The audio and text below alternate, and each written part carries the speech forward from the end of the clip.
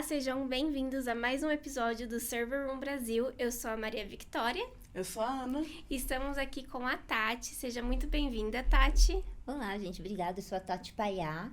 Tô aqui. Muito obrigada pelo convite para falar com vocês. Um prazer estar aqui. Bom, aqui no dia 23 de abril nós temos o Dia Mundial do Livro, data fundada pela Unesco, então nós vamos aqui falar um pouquinho sobre como a tecnologia e os livros também podem andar de mãos dadas. A Tati é escritora, acabou aí juntando essa paixão por tecnologia e eu acho que acabou descobrindo essa paixão por escrever ao meio do caminho, então ela vai contar um pouquinho sobre essa jornada aqui pra gente, não é mesmo? É isso mesmo, né? Eu vou fazer 28 anos em tecnologia esse ano. E aí juntar a literatura, né? E a missão. Acho que é muito mais sobre a missão de espalhar a palavra e espalhar sementes. Eu falo que eu gosto de espalhar sementes. Então, nesses 28 anos, eu carrego uma bagagem considerável, né? Tenho muito a aprender ainda, mas o que eu aprendi eu gosto de compartilhar. E aí escrever, né? Deixar nos livros isso... foi uma forma de juntar tecnologia e livros. E dizem que a gente tem que, né, no mundo, nasce, tem filhos, planta uma árvore, escreve um livro. Sim. Então, eu zerei a conta. Que gostoso. E como foi começar, de fato? Foi alguém que deu uma ideia ou você já tinha uma ideia em mente? Foi sobre o que o primeiro livro? Vou ser sincera, eu nunca tinha imaginado escrever uma história. É muito difícil. Eu já sou palestrante, eu já palestrava muito, escrevia conteúdo, mas um livro nunca tinha passado pela cabeça. Até que uma oportunidade apareceu, uma editora me fez um convite para fazer parte da primeira edição de Mulheres na Tecnologia, para falar sobre a minha história na tecnologia. E aí junta um outro pilar meu sobre o que eu acredito, de trazer mais mulheres para a tecnologia. Eu falei, nossa, que impacto, né? Que legal, né? Trazer a minha história, a minha vivência, o que eu passei, para que outras mulheres possam ler ali e também se sentirem inspiradas a entrarem nesse mundo. E aí eu comecei a escrever. Não é fácil, porque é muito fácil estar na cabeça a nossa história, mas passar para o papel é outra coisa, né? Sim, com certeza. E você, né, começou com essa jornada aí de tentar inspirar outras mulheres através da sua história. E como que foi isso? Você sentiu que outras mulheres começaram a chegar até você? Porque, né, foi uma antologia, então outras mulheres também participaram. Como foi também ter essa troca com essas outras mulheres? E daí pessoas começaram a ler isso, né? Como foi também inspirar essas outras mulheres? Daí você também dá mentorias, né? Como que surgiu desse projeto de mentorias? Você já dava ou surgiu através desse projeto também de escrever esse livro? Como que foi esse processo? Foi tudo ali muito conectado, porque eu já vinha ali, né? Com uma grande experiência também em liderança. Então, eu já vinha criando meus cases de mentoria para quem eu liderava. E aí veio o livro como forma de inspiração. E aí a mentoria também entrou logo depois. Falei, olha, eu posso entregar para outras mulheres isso também. Não que eu só mentore mulheres, eu mentoro, né, todas as pessoas. Mas o livro ajudou a me conectar com outras mulheres, com histórias muito interessantes. E aí a gente percebe que às vezes na nossa jornada a gente se sente sozinha, né? Tá ali. E tecnologia não é um mundo simples também, né? Para nós mulheres. Temos que dizer a verdade. A gente evoluiu, mas a gente ainda tem bastante a evoluir. Eu fiz eletrônica, deixa pra lá, não vou falar, né? Um tempo atrás aí. E também eram menos mulheres. Hoje a gente tem mais mulheres, mas você olha para o mercado de trabalho, principalmente quando eu vou para o meu nicho, né, que é infraestrutura, SRE, você percebe que ainda a gente tem barreiras para quebrar. Então, a gente precisa falar disso. É necessário. Então, eu sou meio livro e eu conheci mulheres que eu fui vendo, olha quanta referência, e parece que a gente está tudo escondida, ali quietinha, trabalhando, porque a gente tem que entregar, mas tem muitas mulheres que podem ser inspiração, né? A gente olhar e falar, nossa, aquela pessoa é uma referência para mim, e crescer. E o livro ajudou nisso, e aí outras mulheres se conectaram comigo, outras pessoas, e aí essa parte de mentoria começou também a crescer. bastante. É legal porque vai se criando uma comunidade também, né? Tem um livro, as pessoas leem, criam comunidade, interagem entre si. Eu falo muito do poder da comunidade, né? Falei que vou fazer 28 anos de carreira. Se eu for voltar para Tatiane, que começou lá atrás, com 14, 16 anos, a gente não tinha comunidades, né? Eu não tinha uma referência para falar, olha, eu preciso mirar aqui. E aí eu olho hoje, a gente tem muita comunidade para buscar não só conhecimento, mas apoio e segurança, né? Então isso eu sempre deixo assim, procurem comunidades, porque você consegue deslanchar. A tecnologia é muito grande, tem muita informação, tem muito conhecimento, então essas trocas são muito importantes. Eu aprendo bastante quando eu palestro, eu falo, eu estou levando o meu conhecimento quando eu escrevo um livro, mas é ao contrário, porque quando eu recebo os feedbacks, quando eu conheço pessoas, eu também estou aprendendo, né? É uma troca constante, né? Porque você tem também o apoio das pessoas, né? E daí a pessoa chega pra você, eu li o seu livro, e daí ela me inspirou de tal forma, e fez eu pensar de tal jeito. E então é sempre essa troca, não é só o seu lado, né, que você chega até a pessoa, né? E também a tecnologia está envolvida nesse negócio da comunidade, porque você falou, né, lá atrás era muito mais difícil você criar essa comunidade, porque hoje é uma pessoa que está lá no norte do país, conseguiu ler seu livro e daí consegue entrar em contato com você e outros leitores. Então, isso também ajuda, enriquece muito, né? Então, essa tecnologia tem os seus lados positivos, né? De você criar grupos e se comunicar, estar em contato constante com essas pessoas também, né? Sim, porque assim, não adianta nada a gente escrever um livro que não vá chegar, né, a impactar pessoas, né? Então, tanto seja, né, eu comecei com um livro que fala sobre a minha história, mas eu também tenho livros que são sobre tecnologia, né, o meu conhecimento e expertise, seja como SRE ou como observabilidade. Então, você consegue conectar, e o legal dos livros, né, que eu tive a oportunidade de participar é histórias e cases reais. Então, a gente não está falando só da metodologia, ou só, olha, que legal, isso é romantizado, isso é... Não. A gente está mostrando experiências reais, coisas que não deram certo. Então, quando eu conto a minha história, né, no caso de Mulheres na Tecnologia, eu tive a oportunidade de escrever 2 edições diferentes. Uma sobre a minha história e outra sobre o poder de uma mentoria. E aí eu entrego no meu capítulo exatamente como eu faço as minhas mentorias. Eu dou uma aula ali, então é uma oportunidade das pessoas também ali, que às vezes é exponencial, né? Eu não vou dar conta de atender todo mundo.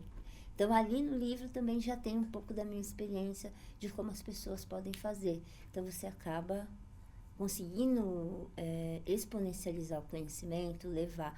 Agora, a gente precisa também trazer as novas gerações conectadas a essa questão de ler livros, porque a tecnologia ajuda muito.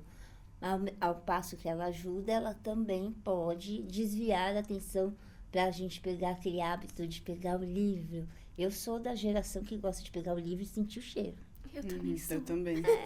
E aí, claro, eu também tenho livros que eu leio pelo celular, tudo, mas é outra experiência. Mas e essa geração nova, que vem já inserida, imersa só no celular?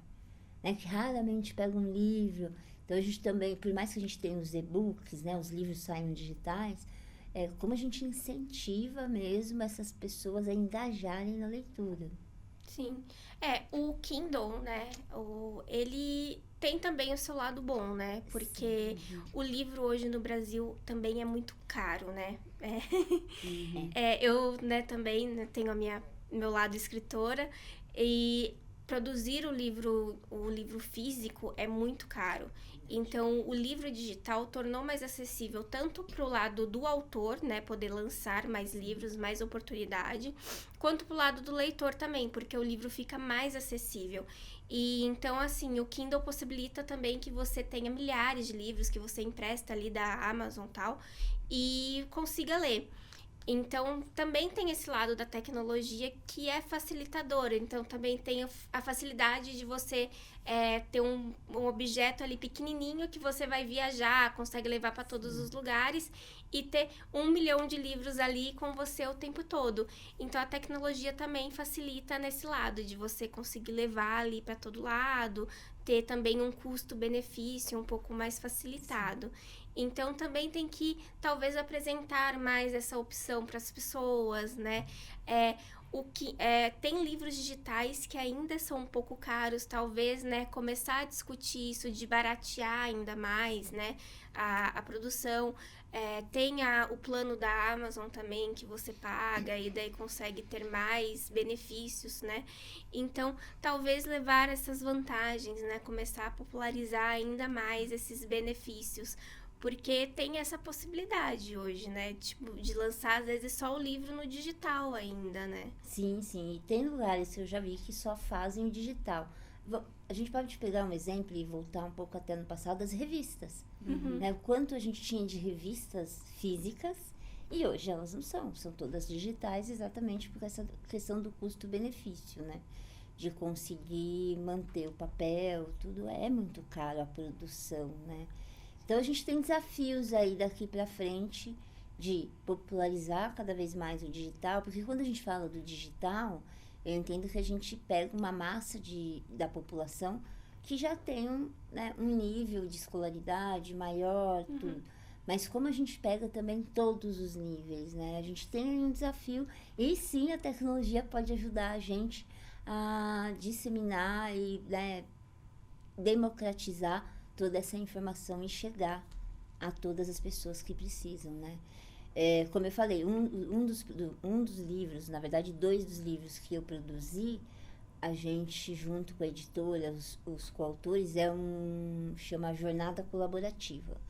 Por que jornada colaborativa? Porque a gente se ajuda, a gente escreve os nossos conhecimentos, a gente doa o nosso conhecimento e parte da renda desse livro também é doado para instituições que precisam de apoio, né? Então, você vê, né? Uma coisa puxa a outra. Eu estou doando meu conhecimento, é um livro, mas tem todo um amparo social para a gente também, né, ajudar as instituições. Então, tem muita coisa que a gente pode fazer nesse mundo da literatura, mas a gente precisa também continuar ali, aí eu vou falar como mãe, né? Também incentivando as novas gerações, os filhos, né? Porque é aquela famosa frase, né? O exemplo arrasta, né? Sim. Então, eu tenho o privilégio de ter escrito os livros e no ano passado eu tive a alegria de ver a minha filha num projeto da escola, pequeno, mas com 8 anos ela também escreveu um livro. Então, é a questão do exemplo, é a questão de como você incentiva pra gente sair do outro lado, né? Sim, ela se inspirou em você, né? Pequenininha e já tem um livro.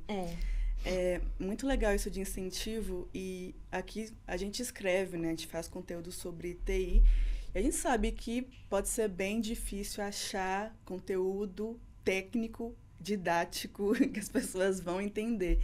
E você tem esse outro livro, né? Sobre observabilidade, que você estava falando aqui, que é a sua paixão. E como é escrever, assim, um livro técnico? Como é o processo, assim? Esse eu falo que, para além do desafio do escrever, da escrita, o técnico, na minha opinião, é também desafiador. Por quê? Porque você tem um nicho de pessoas muito boas no mercado brasileiro de tecnologia.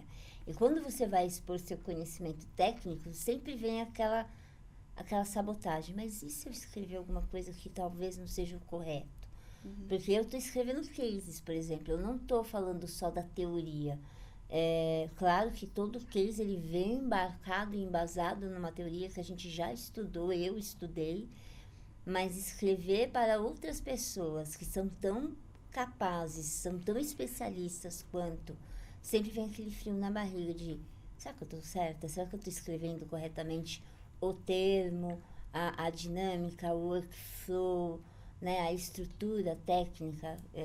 É desafiador, dá um frio a mais na barriga. E como é o processo, assim, onde você busca referências, técnicas? Ó, o meu caso, né, eu gosto sempre de colocar, é o famoso, eu só escrevo aquilo que eu já pratiquei Uhum. e testei. Então, tudo que eu escrevo, seja no livro ou em conteúdos que eu produzo, sempre estão embarcados em experiências que eu vivi. Então, eu tenho aquela vivência, né, aquela autoridade para falar, olha, eu passei por isso, foi assim, então eu tenho dados. Eu entro numa outra seara, que são dados e fatos, né? Eu gosto da frase também, do contra dados e fatos não há argumentos, porque os dados e os fatos ajudam a gente a ponderar aquela informação, mostrar que, olha, os resultados foram esse, é isso, o melhor caminho é esse, com base em algo que você testou. Agora, escrever só aquilo que você nunca testou, eu Tatiane, acho mais complexo, porque eu não sei se é aquilo mesmo, né? Na experiência. Eu gosto de falar muito que a gente, como tecnologia, consome muito o que vem do mundo, né? Mas eu gosto muito de ser o próximo livro. E eu falo isso em todo lugar que eu passo. Gente, vamos ser o próximo livro? Por quê? Porque as experiências que a gente pega tecnológicas de outros lugares do mundo são diferentes das nossas. Por quê? Tem o fator cultura, tem o fator maturidade da empresa, o foco da empresa. Então, quando você pega empresas grandes que até produzem frameworks e livros, eu olho os livros, eu sou super fã, mas eu olho e falo, mas isso aqui não cabe na nossa realidade de Brasil ou das empresas brasileiras. E aí eu fico pegando no pé mesmo das pessoas, vamos fazer a nossa história. Então, assim, pega, sim, as experiências boas dos outros lugares, do mundo, mas vamos pegar aquilo para dentro. E aí eu sinto uma dificuldade que até conecta com a sua pergunta, né, de escrever um livro tecnológico, é que a gente vem numa educação brasileira onde a gente, pelo menos na minha época, a gente aprendeu a copiar. Uhum. A gente não aprende a criar, né? Nós não somos incentivados a desenvolver. E aí eu vejo isso no mercado tecnológico, às vezes a gente vai para esse caminho de eu quero a receita pronta, eu não quero desenvolver. E aí eu conecto isso, até estava falando com vocês, no meu outro mundo pessoal, que é o automobilismo. Às vezes a gente vê que as pessoas dentro do desenvolvimento de um carro quer tudo pronto ali, para quero sentar no carro e fazer o tempo. Não, gente, a gente tem que desenvolver. E o livro de tecnologia é isso. Para eu escrever, né, ter essa ideia do livro de observabilidade que foi abraçada pela jornada colaborativa, eu tive que anos vivendo observabilidade para falar, agora legal, dá para a gente fazer isso, porque tem história, né, tem base, tem dados, tem experiência, que não é o que acontece às vezes se a gente pega só a teoria. Né? Uhum. A gente tem muito esse costume de, às vezes, ver, uma coisa legal, aconteceu isso, gostei disso, a tecnologia de lá é muito legal, muito importante, vamos trazer isso. E não entende que a realidade é diferente, né? Daí, quando tenta implementar aqui, vê que não deu certo. Daí fica, mas por que não deu certo? Porque não é igual, né? Não, eu falo muito isso, a gente tá muito no momento do hype da IA, né? Uhum. IA generativa, é tudo. Eu sempre falo isso nos lugares que eu vou para todo mundo. Falei, gente, lembra quando veio a cloud? Que foi, nossa, aquele boom, olha que legal, agora a gente tem autonomia. Um pouco depois foram ver, chegou a conta, né? O financeiro bateu na porta de todo mundo. A IA não vai ser diferente, porque tá todo mundo, nossa, eu preciso da IA, eu preciso disso. A gente precisa olhar a conta disso, e não só a conta. A gente vai criar problemas para criar frameworks no futuro que vão resolver esses problemas. Então, eu gosto sempre de ser muito cautelosa, para que a gente não use o hype, aquilo que está na moda, só para falar que eu tenho, mas na verdade não entrega resultado. E aí o dinheiro que você investe, o tempo, vai embora. Né? Porque você não traz um resultado, não vai ser usado. Então eu sempre falo, olhe se aquilo cabe dentro da maturidade e do momento que você está de empresa. Né? E de time, empresa, time, tudo influencia. E a tecnologia muda muito, mas não quer dizer que você precisa estar no hype para resolver problemas básicos. Às vezes o básico bem feito resolve bem os nossos problemas. Com certeza. Sim. Você estava falando aí com muito carinho desse seu livro de observabilidade, né? Você considera ele aí seu bebê, né? E você falou que foi, né, um livro que foi concebido por você. Você fez toda a curadoria, né? Então, vamos dizer assim que você não é só escritora, mas você também produz, né, os livros. Como que é esse processo também de não só escrever, mas nesse caso fazer a curadoria, ir atrás dos coautores, né? Ajudar talvez nesse processo de como escolher as histórias, né? Ajudar eles, talvez, nesse processo de qual case colocar, né? Melhorar as histórias deles. Como que foi esse processo de também fazer a produção deste livro? É outro desafio, né? Porque eu lembro que quando eu falei com o Muniz, que é o idealizador da jornada colaborativa, quem me ouviu e abriu as portas, né? Para eu colocar esse sonho em produção, e claro que não sozinha, porque a curadoria de um livro não dá para ser feita, na minha opinião, com uma pessoa só. Então, teve uma equipe, assim, fenomenal junto comigo, né? Parceiros que também escrevem, parceiros e parceiras que escreveram também no livro, mas também foram curadores e curadoras comigo no livro. Então, né, não dá para falar, olha, Tati, o trabalho, né, só foi seu. A ideia veio aqui do coração, mas eu vou falar que é muito mais emocional e apaixonado do que o racional. Mas o racional veio no momento certo, porque observabilidade vem crescendo cada vez mais. Mas produzir, né, ali fazer tudo, a gente fez tudo em 1 ano. E é desafiador. Por quê? Porque você tem vários coautores. Primeiro você tem qual é o objetivo do livro. É o primeiro ponto. Daí você define o objetivo, define a equipe de curadoria, vamos ali buscar coautores. E aí você tem que olhar, de fato, né? Se a pessoa é uma autoridade no assunto, se ela tem relevância na comunidade, para a gente, né, ter um livro que realmente impacte, engaje, as pessoas olham e falam, olha, eu conheço a história dessa pessoa, então eu vou adquirir o livro porque eu quero ver o case. Não é só o amor e a paixão. O livro, a ideia veio do amor e da paixão pela observabilidade.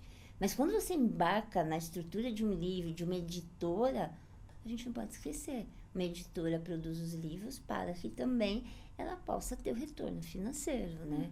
Ainda que aqui a jornada colaborativa tenha a questão da gente ajudar instituições e parte do dinheiro ser revertida para elas.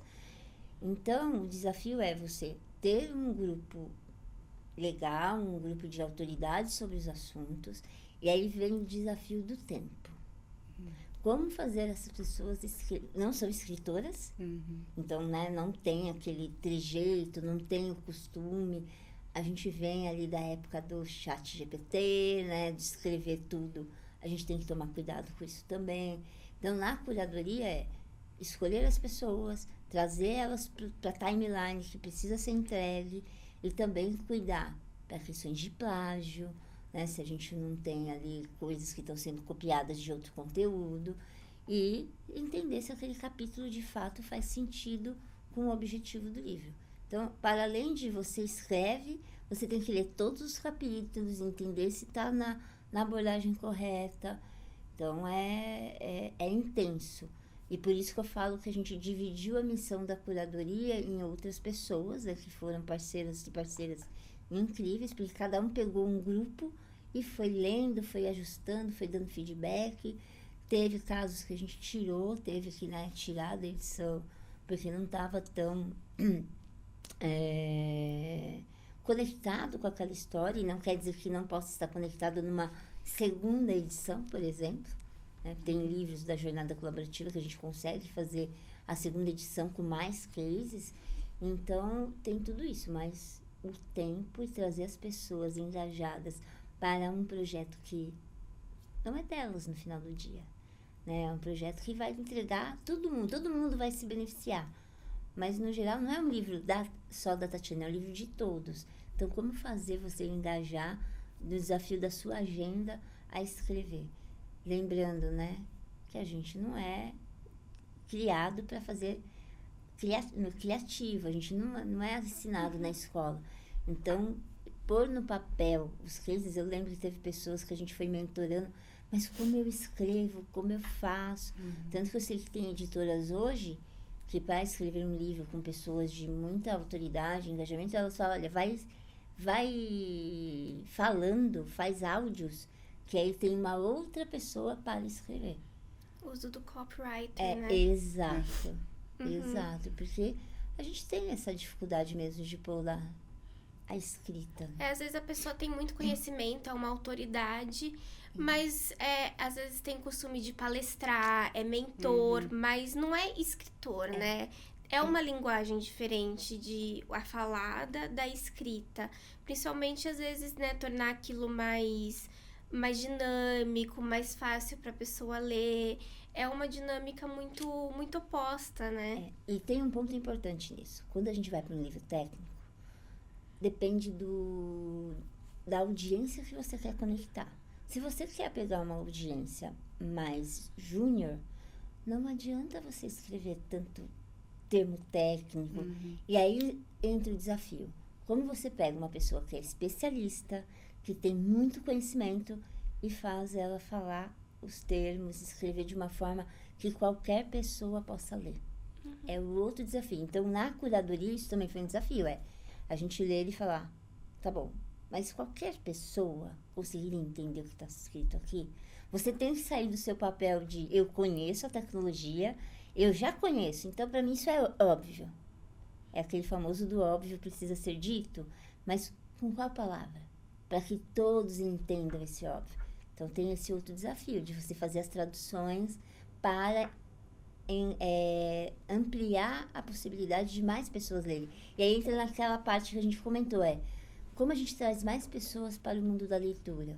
Quando a gente pega livros técnicos, a gente tem esse desafio de estar falando com o público, mas poder entender se você quer falar com um público mais júnior, com um público mais sênior. Tudo isso muda a realidade. Sim, esse dilema de como transformar isso numa coisa que todo mundo vai entender é o nosso, assim. Sim, sempre que a gente vai escrever um artigo, a gente fica... Às vezes a gente pega umas referências e a gente tá lendo assim, e daí chega no final eu não entendi nada. Sim. E agora? Sim, até porque a gente não é de TI, né? A gente é mais para o marketing, então a gente tem que estudar. E é por isso que, eu tô falando que é difícil encontrar conteúdo realmente didático, porque geralmente eles são bem técnicos. Então, como que foi a recepção, assim, dos leitores, da audiência e também do mercado com esse livro técnico de observabilidade, que é um tema também que agora o pessoal tá falando mais, mas mesmo assim não tem tanto conteúdo assim didático para o assunto. Você pegou um ponto importante. Quando a gente vai para a literatura, observabilidade de fato você não tem. Sim. Muito material a gente tem que usar o inglês, né? Tecnologia em geral, às vezes a gente tem que ir para o inglês para encontrar material para a gente usar como base, porque ainda não tem muito conteúdo em português. E aí a gente entra no desafio da inclusão, onde o brasileiro também, a gente não vem ali de base para aprender outra língua. Então, quantas pessoas de fato entendem o inglês? Então, tem que fazer essas traduções. A gente tentou no livro ser bem inclusivo, né, conectando com a sua pergunta. Por quê? Porque eu tenho o primeiro capítulo, o primeiro grupo de capítulos de introdução. Então, eu explico sobre observabilidade, métricas, a gente dá o contexto para que aquela pessoa júnior que está entrando no mercado possa entender. E aí eu vou crescendo. E aí, à medida que o livro vai indo para o final, eu vou aumentando a dificuldade. Para quê? Para que as pessoas que já estão há mais tempo na jornada da observabilidade também possam receber aquela informação e falar, isso aqui fez sentido para mim. Então, a gente tem cases muito técnicos que vão pegar um público já muito sênior e eu tenho aquele conteúdo mais teórico que vai ensinar a pessoa o que ela precisaria fazer, como ela entender aquelas palavras, né, que a gente não... que aparecem novas, né, o que significa. Então, a gente teve o cuidado de fazer essa progressão dentro do livro para que ela não só impactasse pessoas mais sêniores que já estão mais no mercado, mas também impactasse pessoas que querem adentrar e entender mais sobre observabilidade. Até porque, ainda que a gente fale de livros técnicos em inglês, observabilidade tem muito pouco. Uhum. É um conteúdo escasso que você precisa ir nas comunidades, e aí você vai nos eventos, aí sim você pega eventos e pessoas que estão falando sobre, e você consegue fazer essa troca. Se a gente não escreve, não traz um livro que contemple cases, isso fica guardado dentro ali das empresas, das pessoas, e a gente não consegue transferir isso, né? Então, o cuidado do livro foi exatamente isso. Impactar o maior número de pessoas possível. Legal que tem seus dados também, né? Sua experiência, então... Exato. Fica bem didático mesmo. Ai, que legal. E é bom ver também essa preocupação que vocês tiveram de, né, levar tanto para quem está entrando e fazer essa progressão. É um jeito também diferente e interessante de conquistar também todo tipo de público. Então, né, entra ali a pessoa que talvez é sênior, pegou o livro, isso daqui eu já sei, vou ir mais para frente. E o júnior que consegue fazer essa progressão com o livro, super interessante. É isso, é importante. É igual, mesma situação quando eu palestro. Eu gosto de conhecer minha audiência, porque eu posso ter termos muito técnicos que vão espantar as pessoas, e aí não vai fazer sentido, e aí a minha palestra não vai agregar a nada naquele público. Então, eu gosto muito ali de entender quem a gente quer impactar. No caso do livro, a gente olhou bem, de forma ampla, né, para a gente conseguir pegar todo o público de tecnologia, desde o júnior até o sênior. E, né, agora que você falou, né, dessas dificuldades que tem o livro técnico, qual foi a maior diferença que você sentiu quando você também escreveu para Mulheres em Tecnologia, que você escreveu, né, tanto para a primeira edição, quanto depois, mais para frente, para a mentoria? A chavinha de escrever para o técnico, para algo, assim, mais... não talvez mais pessoal, mas, assim, algo que seja mais diferente, né? Que é uma experiência, algo que te traz mais na posição de liderança. Qual que é, né? Como que foi balancear isso? Qual que é o desafio ou a tranquilidade? Como que foi, né? Passar esses dois lados da escrita? Parece ser mais tranquilo quando a gente fala do livro que vai falar sobre a minha história na tecnologia. Mas é sobre a minha história, e ela foi importante para a Tatiane. Será que aquilo que eu vou colocar no livro vai ser importante para quem vai ler? Então, eu medi muito o que eu gostaria de impactar as pessoas. Então, eu levei a história, contei de um olhar, tentando sempre me colocar fora, não sendo a Tatiane, quem estaria lendo. Então, você sempre tem que fazer o exercício do outro. Será que quem vai ler é relevante essa informação ou é só... e tem um ponto importante, pode ser até polêmico, mas tem a questão do ego, né? Quando você está falando sobre você. Eu, pelo menos, penso isso. Então, estou falando isso por conta de um ego meu que eu quero pôr ou porque eu quero impactar?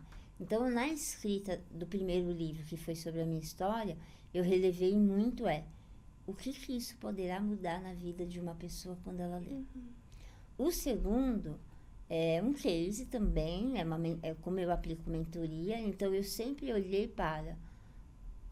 E aí você olha, não precisa ser só líder, né? O livro para uma mentoria, todos nós podemos ser mentores de alguém em algum momento. Então, eu olhava assim e falava, será que isso de fato é importante, né? É importante para a Tatiane enquanto liderança e mentora, ou é importante ali para o case, para o framework, para a pessoa que vai aplicar, vai desenvolver? Então, eu sempre fui mediando isso, né? O quanto aquilo vai impactar e vai trazer conhecimento para a pessoa mudar no dia a dia dela. E aí, o case até foi muito voltado para porque eu já fazia de mentoria. Então, eu sabia que aquilo que eu estava falando e aplicando já fez sentido para pessoas que conseguiram promoção, né, com as minhas mentorias, conseguiram mudar de emprego, ou estavam numa situação que foi, olha, eu não sei se essa situação na empresa está indo para o melhor caminho, será que não é melhor você pensar em outro plano? Então, eu já tinha testado ali, fora o próprio teste sobre a Tatiane, né? Porque não adianta nada. Eu li até um post aqui vindo pra cá de uma colega no LinkedIn. Ela falou, eu estava mentorando as pessoas e aí eu percebi, me deu um estalo de que eu não estou aplicando. E eu vivo isso constantemente. Eu estou ali nos one-on-ones com as pessoas que eu lidero e eu sempre vou aplicando o framework que está escrito no livro. E aí, às vezes, eu fico olhando para mim, olho para mim, falando, eu não estou fazendo o que eu falo para fazer. E aí, eu volto. Então, eu sempre também estou voltando na minha visão. E, com certeza, se você falar, Tati, vamos escrever uma segunda edição da mentoria, vai mudar. Porque eu já posso ter olhado e falar, isso aqui não está mais fazendo sentido. E aí, eu vou lá e reorganizo as ideias, né?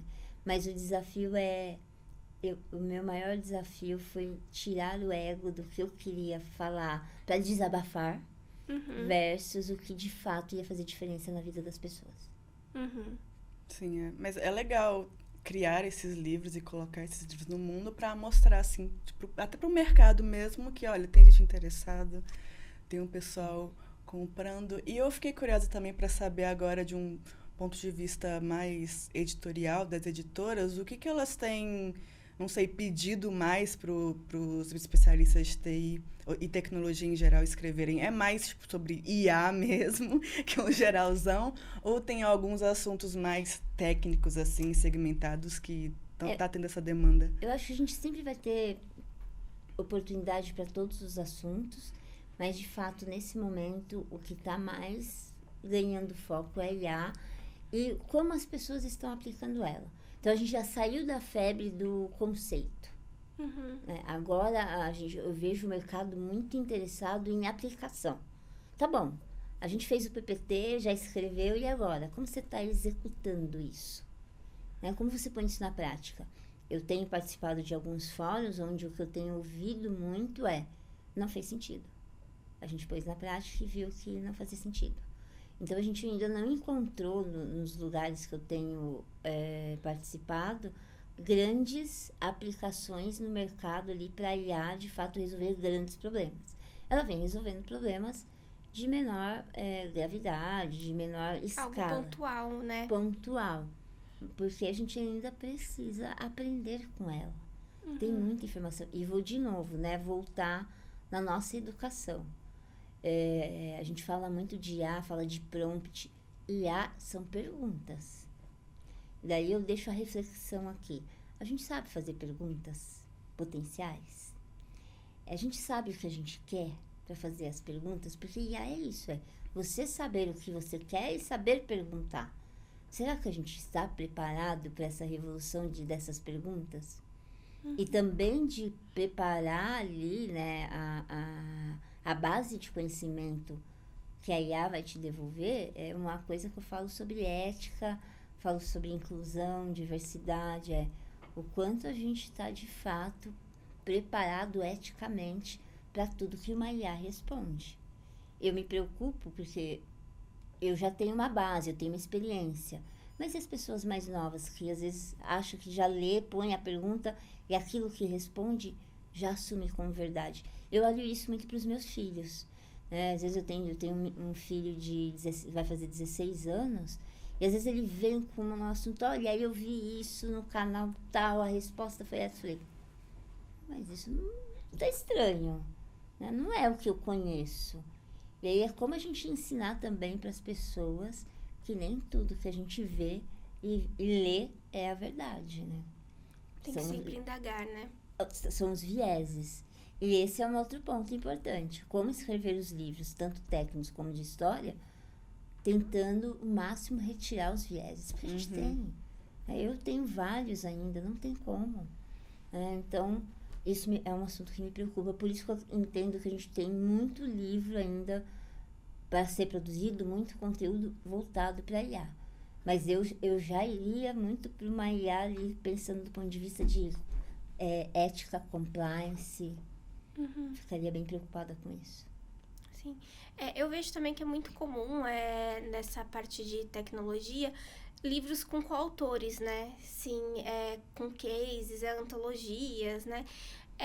isso você acha que é comum justamente porque nessa parte mais técnica é muito trabalhado case, justamente para sair um pouco dessa parte de conceito e focar mais nessa parte de dados, de conhecimento, o que a pessoa passou, é mais fácil, é mais didático para passar isso para as pessoas? Eu consigo falar sobre a minha experiência na produção do livro de observabilidade. Você consegue produzir um conteúdo mais rico. Porque, por exemplo, Tati, você vai escrever um livro só de observabilidade. Mas ainda que eu tenha muita experiência, eu tenho um conhecimento dentro de um nicho. Quando eu trago coautores que tiveram outras vivências de outros mercados, isso amplia a capacidade de você inspirar e conectar com outras pessoas, né? É que aí a gente precisa separar muito, né, o livro técnico, que é uma teoria muito pura, né? Quando a gente vai lá para os livros de química, física, né, construção de computadores, a parte técnica mesmo, ali é teoria. Mas quando você quer impactar o mercado de tecnologia, que vive muito comunidade e muita troca, você trazer coautores e os cases, com certeza você consegue ampliar a sua capacidade de entrega, né? O livro vai chegar em mais lugares. Entendi. Sim, e é legal isso porque também acaba criando uma coisa que a gente sempre fala que é o storytelling, né? As pessoas se conectam. A gente tem que conectar, storytelling. As pessoas se conectam com isso. E qual dica você daria, assim, porque você citou, né, que quando é uma coletânea e tem especialistas, às vezes eles não estão acostumados a escrever e ficam, ai meu Deus, como eu faço isso de uma forma didática que vai se conectar com a pessoa. E qual dica você daria, assim, para eles? Como... não sei, pegar toda essa bagagem e anotar e dados e criar uma história, qual dica você dá? O primeiro é começar, né? Então, eu sou uma pessoa que escreve muito no papel.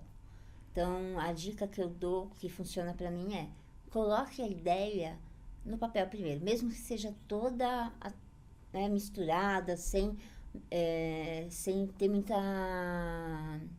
Como eu posso dizer? Muito sentido. Põe a ideia. E aí depois você vem olhando e fala, não, isso aqui tem que ser primeiro, isso aqui tem que ser depois. Isso funciona para quem gosta de escrever. Para quem não gosta de escrever, áudio. Coloca a ideia no áudio e depois vai ouvindo para você transcrever, porque daí você também consegue colocar no papel a ideia. E sim, claro, né? Eu falei do ChatGPT, vai falar de repente, né? Vamos falar os cortes. A Tati falou que o ChatGPT não é legal. Não. Põe ali a ideia. Se você tem dificuldade de trazer para o português, né, uma estrutura organizada e didática, coloca ali para ver como também o ChatGPT te daria aquela estrutura escrita, né? Mas assim, não use o ChatGPT para escrever o livro. Você. Não é isso. Eu tô falando de você pegar a sua ideia, que está embasada na história, na experiência, nos dados. E aí, se você tem dificuldade de transcrever isso para a língua portuguesa, porque tem um desafio, né? Da nossa gramática. Sim, use o apoio da IA, do ChatGPT, qualquer outra ferramenta, para você organizar a estrutura gramatical. As editoras ajudam nisso depois, elas fazem também, mas, né, claro que você já tem que vir com aquilo mais estruturado. E ler. Como você vai fazer um processo de escrever e colocar aquilo? Você tem que ler. Né? Leia, né? Vai procurar referências. Quando eu fui escrever o primeiro livro, eu recebi um livro, né? Um dos livros da editora. Falei, aqui é os livros. Eu li parte dele para entender o que as coautoras colocaram, como elas escreveram, para eu poder escrever também. Né? Então, eu também fui entender como a editora trazia aquele conhecimento. Então, tem alguns caminhos, um escrito, um por áudio, o apoio do ChatGPT, você consegue sair do outro lado. E peça ajuda, dependendo se for um livro como a Jornada Colaborativa, os curadores já escreveram algum livro normalmente. Então, eles vão poder mentorar os coautores e as coautoras nesse sentido. Então, você consegue desenvolver. Uma coisa importante que você falou é referência, né? Não tem como você fazer algo se você também não estuda sobre isso. Então, às vezes, ler livros nesse estilo é muito importante, até porque você ajuda você a descobrir um estilo para você. Então, ler livros semelhantes àquilo que você vai escrever, às vezes você pensa assim, o estilo que essa pessoa escreveu aqui, eu gostei, talvez eu tenha mais facilidade de escrever nesse modo, ou essa outra autora, esse outro autor aqui escreveu de tal jeito, eu gostei. Então, né, ter esse embasamento, né, procurar referências, é muito interessante. Esse daqui escreve de um modo mais técnico, mas ainda é fácil de entender. Ou esse daqui faz muitas metáforas e tal, eu gostei, vou tentar colocar isso. Então, né, beber de outras fontes é muito importante para principalmente quem tá no início, né, ajuda a se descobrir como autor. Exato. É uma caminhada, também, e levar a sério que quando você escreve livro, pelo menos eu levo desta forma, é uma nova profissão, você é um autor. Né? Eu falo que quando eu lancei o primeiro livro, nasceu uma autora. Então, eu tenho que ter o mesmo comprometimento, a mesma entrega do que eu estou fazendo no meu trabalho no dia a dia. Né? Independente do resultado financeiro, e sim do resultado que você quer entregar como excelência, como experiência. Qual a experiência que você quer entregar para aquele leitor, aquela leitora? Né? Eu me preocupo muito com isso. E você falou agora, né? Nasceu uma autora.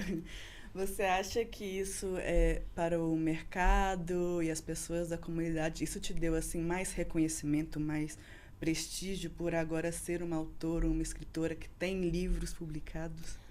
Ele ajuda sim, porque, né, você expõe, né, você põe ali, né, de forma palpável, né, eu pego, né, aquilo que a Tatiane é como profissional, ou como pessoa, como ser humano. Então, aquilo está ali, ele materializa.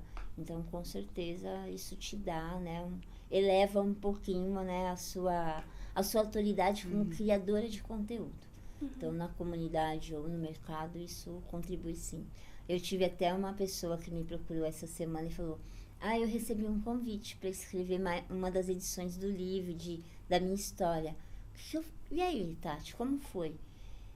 Eu fui honesta, falei assim, financeiramente, se não é um best-seller, não vai ter retorno financeiro, não.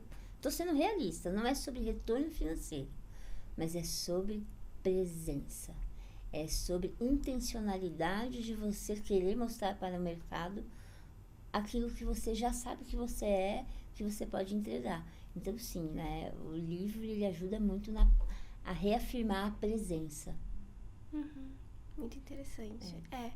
É porque é o seu nome ali, é a sua experiência, né? Tipo, eu já trabalhei com isso, eu tenho expertise para falar sobre isso, né? Então, e daí alguém que já trabalhou com você vai falar, às vezes esse é meu case. Eu estou, ela não fala o nome, mas eu sei que sou eu ali. É isso mesmo. Sim, muito interessante. Se sente reconhecido, né? Sim. Sim. Eu acho que esse é o maior reconhecimento. Esse valor de ter o seu nome ali, você tá ali, tipo, eu sou escritora e eu sei que eu tenho propriedade nisso. E aí vem o desafio do ego de novo. Colocar a informação de que eu sou autoridade, eu tenho essa expertise, mas não deixar o ego falar mais alto sobre, olha, agora eu tenho um livro. Não, é sobre você de fato levar de forma genuína que é o impacto e o conhecimento que você quer transferir. E não sobre o ego de falar, agora eu sou uma autora. Não é sobre isso. Sim, com certeza. E voltando um pouquinho aqui para a parte que a gente estava falando de trazer conteúdos facilitados para as pessoas, quais livros assim que você já leu, já teve contato, para quem está iniciando a carreira, que está entrando nesse meio, ou até mesmo eu acho que hoje a gente está muito num mundo tecnológico e todo mundo tem que talvez entender um pouquinho de tecnologia, que você indicaria para ler e entender, tipo, sobre transformação digital, ou como a gente pode evitar golpes, que é algo que a gente está inserido aí todo dia. Trazer talvez mais conscientização e que a gente tem uma linguagem facilitada, né? Livros que você considera importantes. Por exemplo, eu vou trazer um pouco para a esfera de infraestrutura, para quem está nesse caminho, né, de DevOps, SRE, tem o Projeto Fênix, que é uma história, né? Não é um livro técnico só. Ele fala da metodologia, é técnico, mas ele veio numa construção de uma história. Ele conta sobre a história de um profissional e ele vai desenrolando a história. Acho que isso acaba cativando as pessoas a lerem. Porque o livro técnico você pega, querendo ou não, ele é maçante.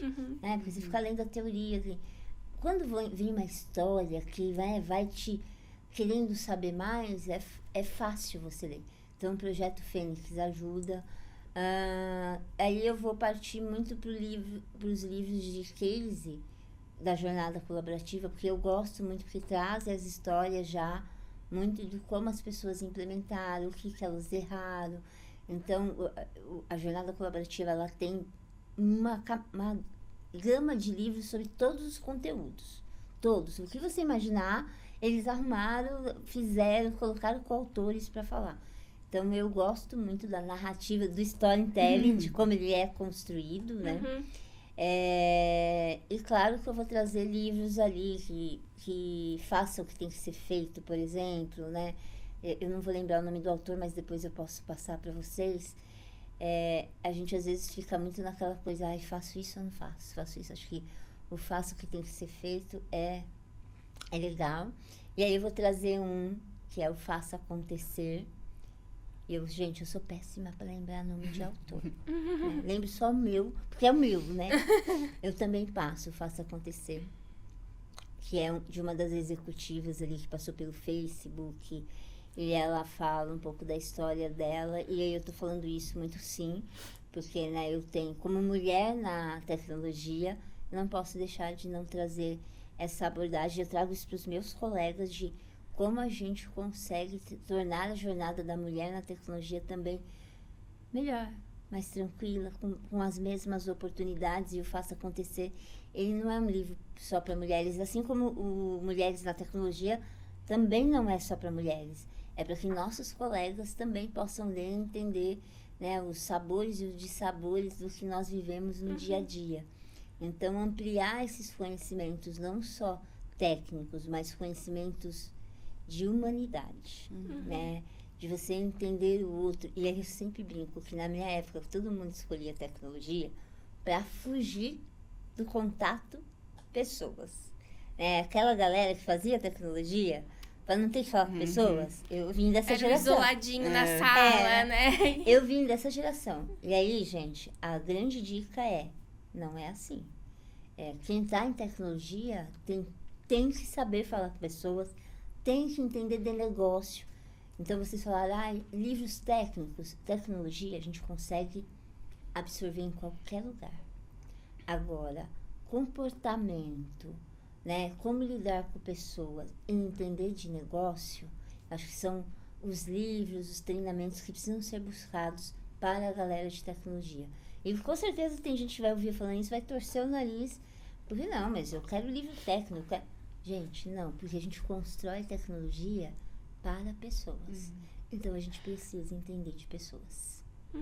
Sim, hoje a soft skills, né, tá sendo muito debatida de como é importante dentro das empresas. Exato. E você teria algum livro também sobre isso? Por exemplo, para o líder, eu tenho um que é meu de cabeceira, que é Coração de Líder. É de um autor brasileiro também, que mexe com treinamento, neurolinguística, que eu gosto bastante. Mas aí é muito voltado para quem já está numa progressão de liderança.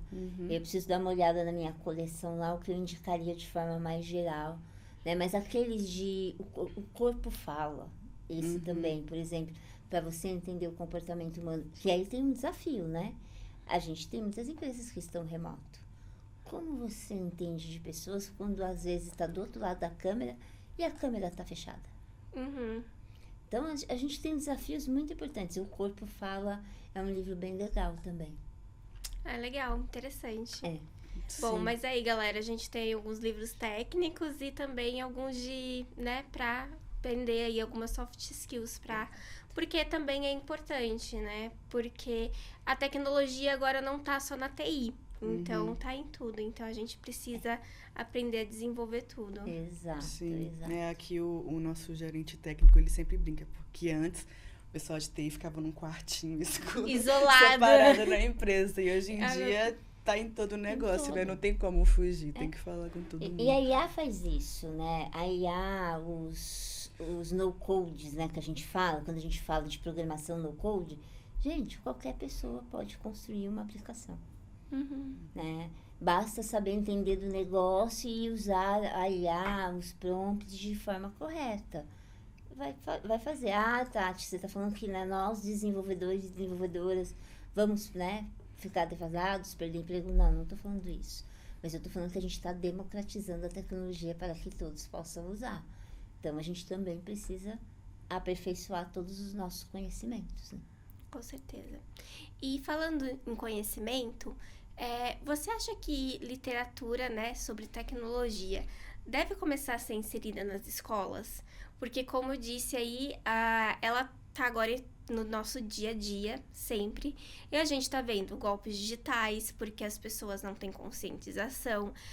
Analfabetismo digital, porque, né, a gente vê aí, talvez, pessoas idosas que não tinham este contato. Só que, ao mesmo tempo, a nova geração parece que já nasceu com um chip implantado no cérebro, porque sabe mexer em tudo, só que também estão mais suscetíveis a sofrer golpe, ou o tempo inteiro ali com contato na tecnologia e não sabem mais se comunicar com pessoas, tá o tempo inteiro ali só, né, no celular, no tablet, e estão perdendo contato com o mundo real, parece. Então, talvez trazer, né, livros sobre tecnologia, sobre, né, conscientização da tecnologia, já desde a escola, do fundamental. Você acha que isso deve começar a ser implementado nas escolas? Eu acredito sim, né? Até onde hoje meus filhos estudam, eles têm um programa muito amplo sobre isso, então vai desde o socioemocional, então eles têm aula de socioemocional, tem aula de educação financeira. Minha filha é de 8 anos, está no 3º ano, ela tem educação financeira. Ela tem a aula computacional para a criação de programas e robôs. Então, assim, sim, claro, gente, né, é muito fácil falar dentro da minha bolha.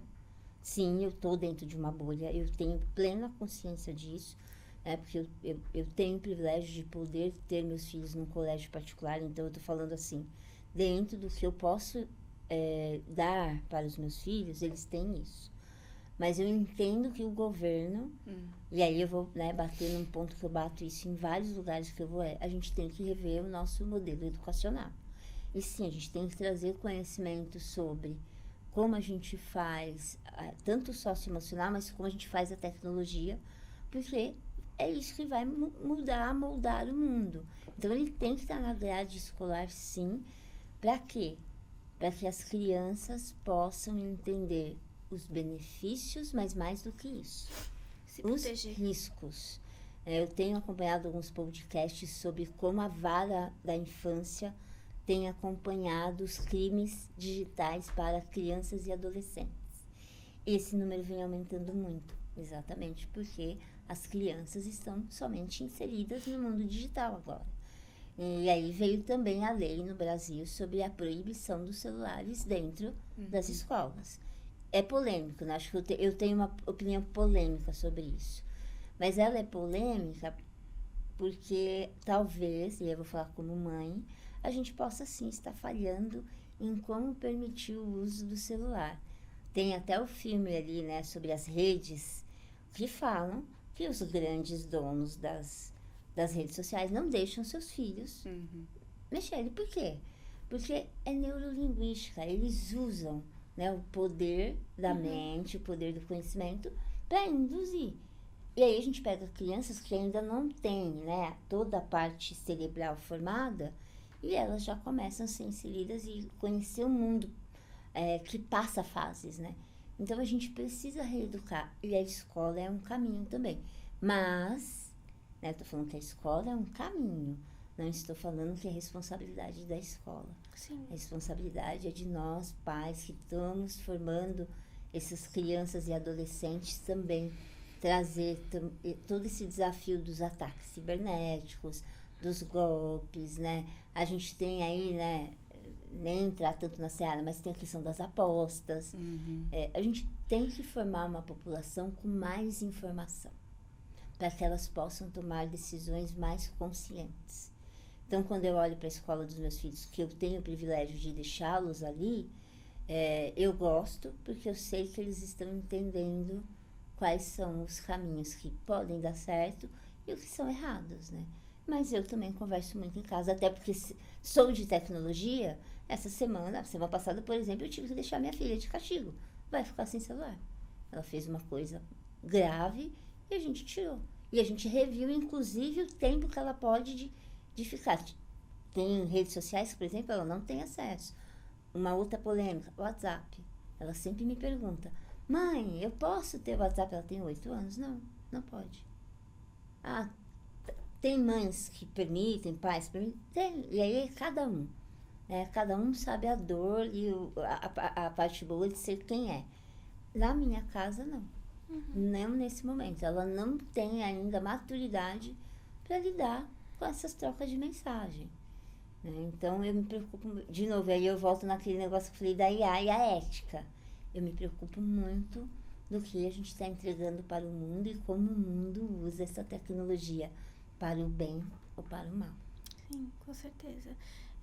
Talvez, né, a gente volta naquilo de democratizar mais a tecnologia, democratizar mais a literatura, é um dos meios que a gente pode encontrar para trazer mais conscientização para pais, para crianças, mas são assuntos muito complexos, porque a gente também sabe que a tecnologia avança muito rápido, a gente sabe que o Brasil é um país desigual, a gente sabe que são muitas coisas complexas para lidar. E tudo começa em como a gente educa quem está crescendo, né? Sobre educação e conhecimento. E aí eu brinco, né? Quando a gente escreve o livro, tudo é conhecimento. Mas às vezes eu faço uma piada, às vezes a ignorância é uma dádiva também. Sim, com certeza. Mas é brincadeiras à parte, tá, pessoal? Mas o conhecimento faz toda a diferença. Né? Você precisa conhecer e se conhecer para saber os caminhos que você está tomando. Sim, só lembrei do pessoal vendendo a íris.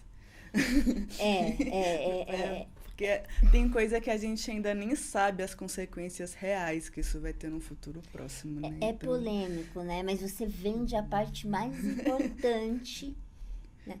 Apesar que, né, outra polêmica, né? Os celulares de reconhecimento facial também já tem, eles pegam, inclusive, eles pegam isso de graça da gente, né? E aquilo que você falou como eles estão usando isso? A gente, de fato, cobrar como população, como usuários, que eles usem isso de forma controlada, assertiva, para não fazer nada.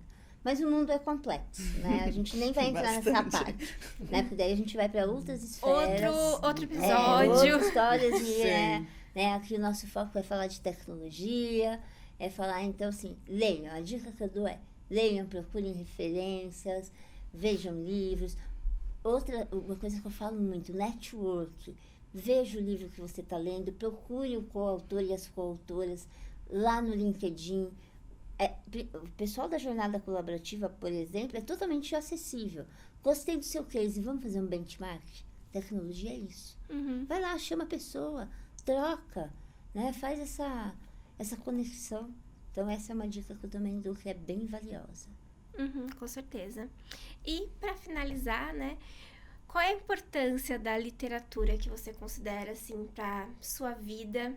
E também você tem aí projetos futuros que você pode compartilhar com a gente ou ainda não? Bom, assim, a literatura, eu sempre fui uma criança, uma adolescente que amou ler, né? Então, eu tenho muito livro. E já doei muito livro também. Então, a literatura é o que eu sou, né? Eu tenho essa expertise, eu tenho essa história, porque eu busquei nos livros o conhecimento e praticar esses conhecimentos. Aquilo que foi bem eu continuo e aquilo que não foi legal, eu já tirei da minha lista, né? E sim, eu tenho projetos futuros, né? Eu falei que depois de 4 livros como coautora, eu já estou pensando no meu livro agora, né? Como eu vou estruturar o meu livro, por isso que até eu não estou escrevendo nenhum, não estou em nenhum projeto agora como coautora, porque o 5º livro eu desejo que seja o meu, mas agora eu tô naquela fase do preciso começar os áudios, para depois eu escrever, para eu entender o que eu vou trazer de história e conteúdo aqui. Muito legal, vamos esperar ansiosamente.